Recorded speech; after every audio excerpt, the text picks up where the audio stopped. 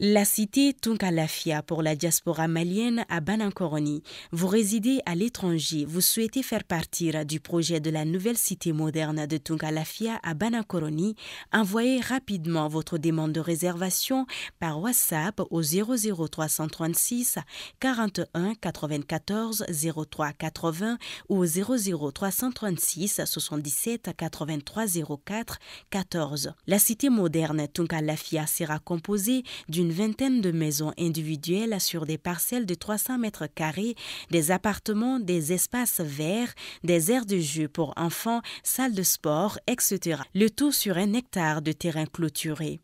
Après l'acquisition des parcelles, vous avez le choix entre la construction avec Tunkalafia d'une villa 3 chambres plein pied à partir de 26 millions de francs CFA ou d'un duplex 4 chambres à partir de 35 millions de francs CFA. Vous pourrez aussi faire le choix d'acquérir un appartement en copropriété dans un des immeubles de la cité à partir de 17 millions de francs CFA. La parcelle de 300 mètres carrés est au prix de 4 500 000 francs CFA, payable en une seule fois ou sur 12 mois ou 18 mois. Le plan de financement de la construction se fera par la suite, soit en individuel, soit dans un groupe de tontines de construction Tunkalafia. Le projet de cité Tunkalafia à Banankoroni, un havre de paix et de tranquillité pour un séjour ou un retour au pays serein et en toute confiance. Avec Tunkalafia, pour chaque Malien de l'extérieur, une maison à l'intérieur.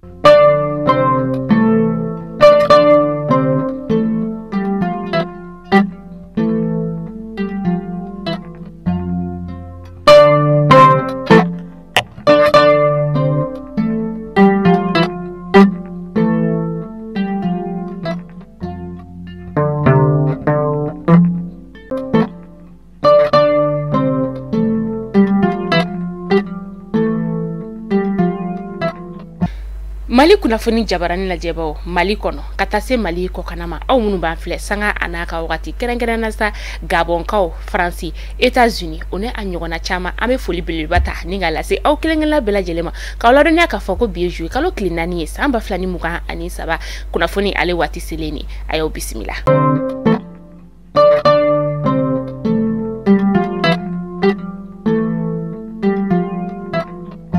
Kunnafoni daminɛla bi Colonel Assimi Goïta aye an ka jamana ka lasigiden saba ni ka olu bisimila kunu o lasigiden dɔ bɛ tali kɛ Urusi lasigiden ka taa se Gabon ale ni Chadi lasigiden olu ma a kɔni ye o bisimila kulubakaw olu fenɔ min ni u ye ɲɔgɔn kuma ɲɔgɔnya u tilala ɲɔgɔn kuma ɲɔgɔnya la wagati min na ni maa ninnu kɔni ye u ka nisɔndiya ni ka o yira k'a fɔ ko jamana ɲɛmaa ye danaya min ta ni ka da u kan u bɛna a danaya mina ni ka u lafa.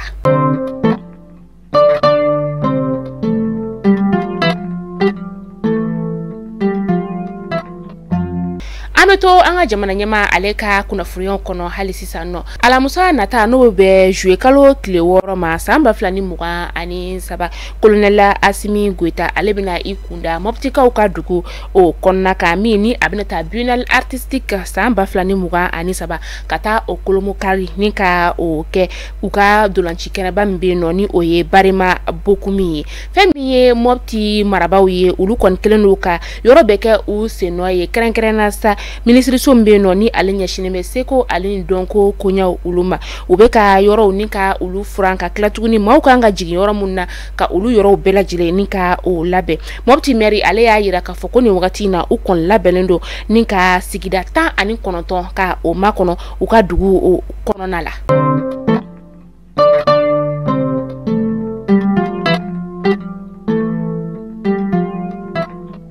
Kalafili ale kunbɛ anw ka jamana Guinée ka taga se Burkina Faso o kan fɛn min ye CEDEAO ye ale kan ka sigili kɛrɛnkɛrɛnni ni ka o kɛ juye kalo tile 9 nata in na Guinée Bissau kaw olu fɛ yen nɔ ni sigili kɛrɛnkɛrɛnnen yɛrɛ kɔni bɛna boli ni jamana saba o de kan ka sababuya kɛ olu kan ka kalafili ni ka o kɛ walasa ka se ka fanga ni ka o segin so.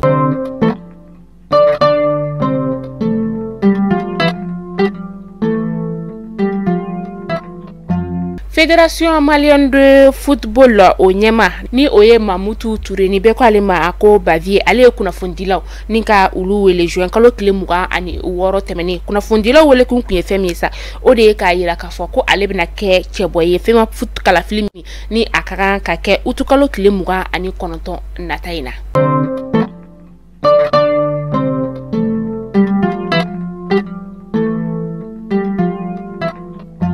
Gouvernement ka hijidenw ulu kɔni bena nali dami bi jouer kalo tile 4 san 2023 o kɔnɔna la ma fɔlɔ minnu ni ulu kɔntara ulu bena segin kana ka ladɔniya ka fɔ ko hijidenw ulu ye tile 24 ni ka urike magan jamana o kɔnɔna la an bɛ dugawu kɛ ala ka bato kɛlenw bɛɛ lajɛlen minɛ.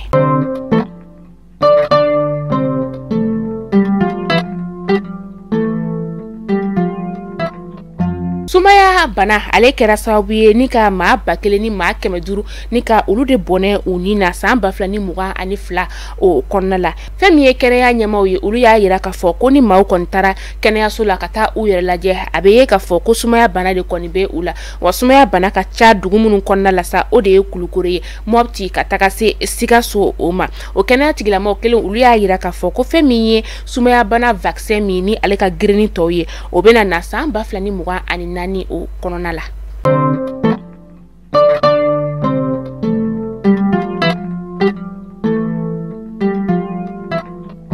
Ameta ogosagu ale be bankasi o lamini na a dugutigi u ye ale kɔni bɔnɛ ani na mamara fɛntigi la ko dɔnbali dɔ olu fɛ a kɛra sibiri do jouer kalo tile fɔlɔ san 2023 sereboloma olu y'a yira ka fɔ ko dugutigi yɛrɛ kɔni u y'a faga ni marifakisɛ o de ye nɛgɛ kaɲa 14 o wagati la sɛgɛsɛgɛliw olu be senna walasa ka se ka tɛgɛ da ni maa nunu olu kan o wagati kelen fɛnɛ na ni maa kelen nu fana ye bingani wale ni ka o ta ka Tiamana dugu ni ka o sɛgɛrɛ Tiamana ale be Suba sigida o la Suba be bankasi o lamini na o bingani wale kɔni kɛra su nɛgɛ kaɲa 20 o wagati a kɛra sababu ye sa ni ka maa 5 ka olu jogi maa kelen o bɔnɛna ani na maa minnu be no sa ni olu jogina olu ta ni ka taga n'u ye bankasi lapitaniso la.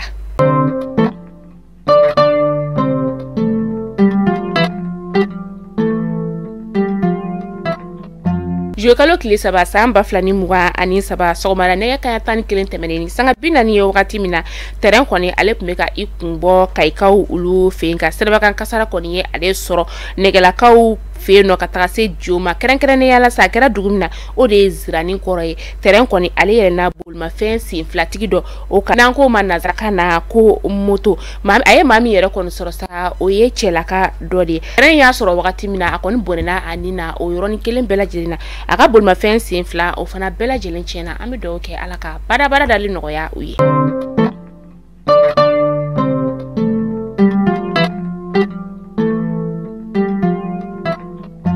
An bɛ taa kɔkan kibaru la yana an ka kunnafoni an ka o datugu an bɛ taa Senegalikaw ka jamana o kɔnɔna la Senegal jamana ɲɛma ale kɔni hakili wasu ni ka o bɔ bɛɛ lajɛlen na ka sababuya kɛ kunu sɔrɔ a ka foroba jabaraso la a ye kunnafoniya ni ka o di k'a yira k'a fɔ ko ale kɔni tɛna i kanbɔ san 2024 kalafili o kɔnɔna la fɛn min ye bɛɛ kɔni tun kelen ka sigi k'a kɔnɔ maaw yɛrɛ bɛ ka ɲɔgɔn ɲininka ko mun de la Macky Sall ale kɔni hakilina ni ka o fali.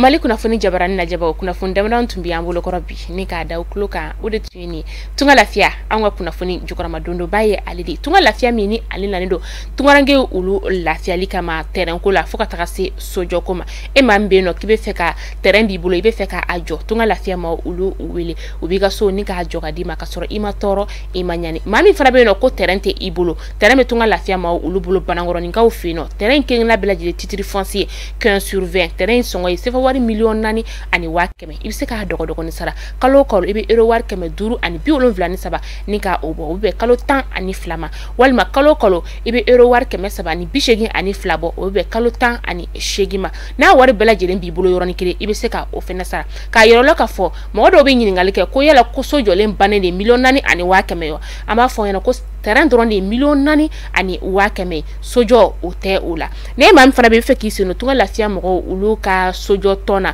ni o ye Paris a tɔgɔ sɛbɛnnu daminɛna san 2024 o ta daminɛna aw bɛ se ka na aw ka tɔgɔ sɛbɛn ni ka olu kɛ numéro de téléphone o bɛ ka afficher an ka kunnafoni ale kɛrɛ la terrain bɛ Tunga Lafiya bolo fana fɛn min ye Pongekaw olu fɛ yen terrain fana o ye titre foncier 15/20 sifa wari million 6 i bɛ se ka ale fana dɔgɔdɔgɔni sara kalo kɔrɔ i bɛ euro wari 764 ni ka o bɔ u bɛ kalo 12 ma n'o ka suru e mɔgɔ min ɲɔgɔn sa kalo 20 fana bɛ yen nɔ i bɛ euro wari 460 ni ka o bɔ Tunga Lafiya a nana tungaranke olu lafiyali kama o kuma e mɔgɔ bɛ kunnafoni wɛrɛ la an wele an ka nɛgɛjuru sira la 72 18 42 47 walima i ka bataki bila an ka numéro WhatsApp o kɔnɔna la weleli o bɛ daminɛ sɔgɔmada nɛgɛ kanɲɛ 10 wagati ka taa kuncɛ nɛgɛ kanɲɛ 18 ma aw k'an bɛn donna nataw la kunnafoni kuraw olu kɛnɛ kan